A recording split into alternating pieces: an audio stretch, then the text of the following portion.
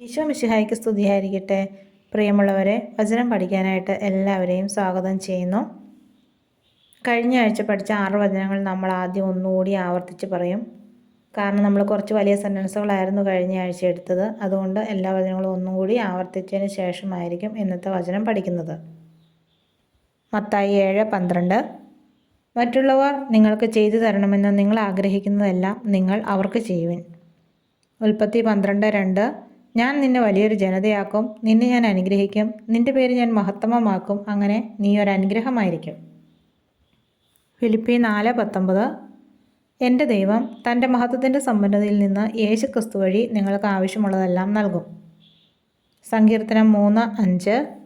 ഞാൻ ശാന്തമായി കിടന്നുറങ്ങുന്നു, ഉണർന്നെഴുന്നേൽക്കുന്നു, എന്തെന്നാൽ ഞാൻ കർത്താവിൻ്റെ കരങ്ങളിലാണ്. 2 ദിനവൃത്താന്തം 7:15. ഇവിടെ നിന്നുയരുന്ന പ്രാർത്ഥനകൾക്ക് നേരെ എൻ്റെ കണ്ണും കാതും ജാഗരൂകമായിരിക്കും. ഏശയ്യ 65:24. വിളിക്കും മുമ്പേ ഞാൻ അവർക്ക് ഉത്തരമരുളും, പ്രാർത്ഥിച്ച് തീരും മുമ്പേ ഞാൻ അത് കേൾക്കും. ഇനി ഇന്നലെ പഠിച്ച വചനം നമുക്കൊന്ന് ഓർത്ത് നോക്കാം. സംഖ്യ 23:23.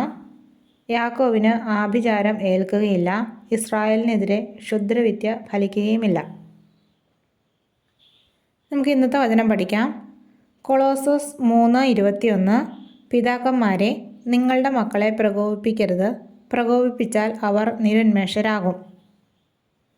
ഈ വചനം നമുക്ക് 3 പ്രാവശ്യം ആവർത്തിച്ച് പറയാം. കൊളോസോസ് 3:21. പിതാക്കന്മാരെ, നിങ്ങളുടെ മക്കളെ പ്രകോപിപ്പിക്കരുത്, പ്രകോപിപ്പിച്ചാൽ അവർ നിരുന്മേഷരാകും. കൊളോസോസ് 3:21. പിതാക്കന്മാരെ, നിങ്ങളുടെ മക്കളെ പ്രകോപിപ്പിക്കരുത്, പ്രകോപിപ്പിച്ചാൽ അവർ നിരുന്മേഷരാകും. കൊളോസോസ് 3:21. പിതാക്കന്മാരെ, നിങ്ങളുടെ മക്കളെ പ്രകോപിപ്പിക്കരുത്, പ്രകോപിപ്പിച്ചാൽ അവർ നിരുന്മേഷരാകും. ഈ വചനം ബുക്കിലേക്ക് എഴുതുകയും പഠിക്കുകയും ചെയ്യുക. നാളെ മറ്റൊരു വചനവുമായിട്ട് കാണാം. ദൈവം എല്ലാവരെയും അനുഗ്രഹിക്കട്ടെ.